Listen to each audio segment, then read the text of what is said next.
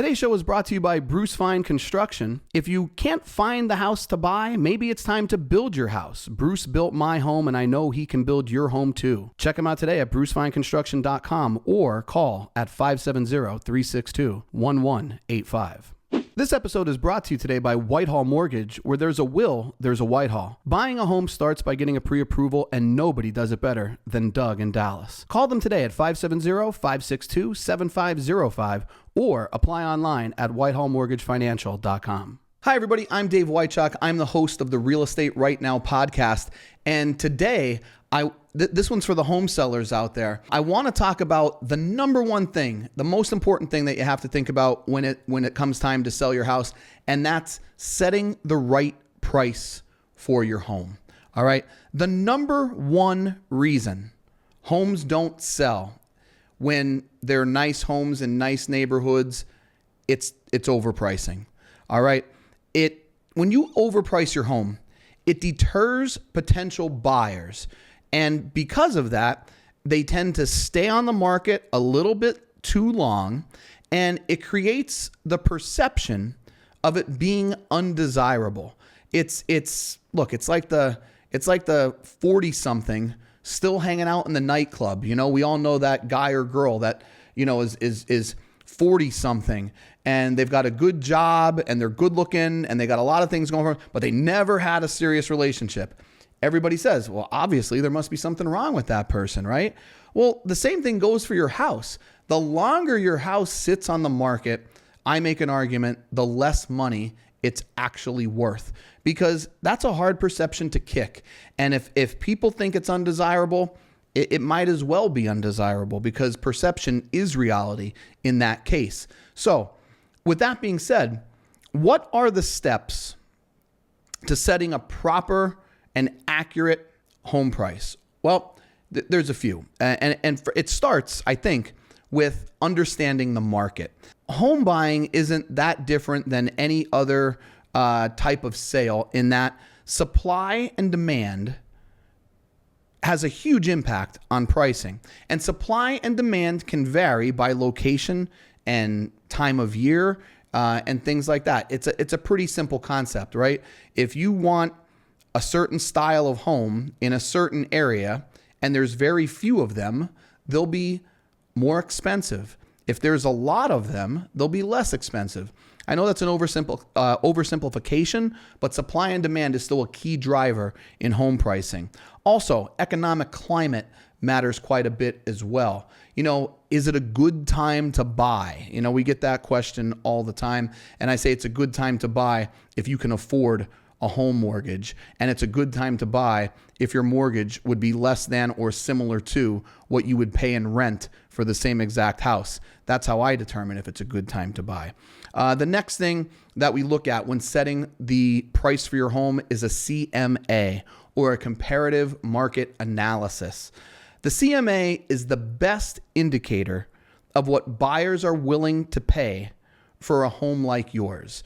And I get that all the time. People say, what do you think my house will sell for? And I say, well, I don't know, but here's what I can show you. I can show you these 5 houses that kind of look like yours. They're the same size as yours. They're in the same neighborhood as you're in. And this is what they sold for.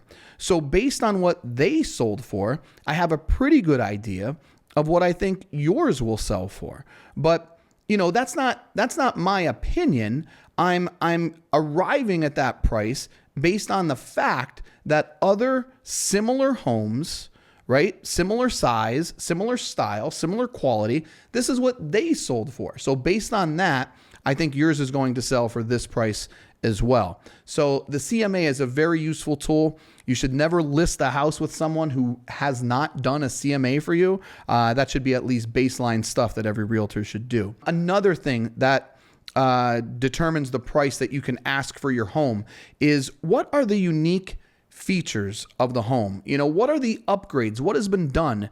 Is there a pool? Is it a beautiful in-ground pool with a great patio and an outdoor entertaining space? What about the landscaping? You know, is it professionally done? Is it well kept? Are there beautiful gardens with great exterior lighting and things like that? the overall condition of the house. Is it a well cared for home? One thing that my wife and I did, and I love it, we hired a professional cleaner to come into our house every other week. And I think it's some of the best money that we spend, because we want to live in a clean house, but I don't want to clean it.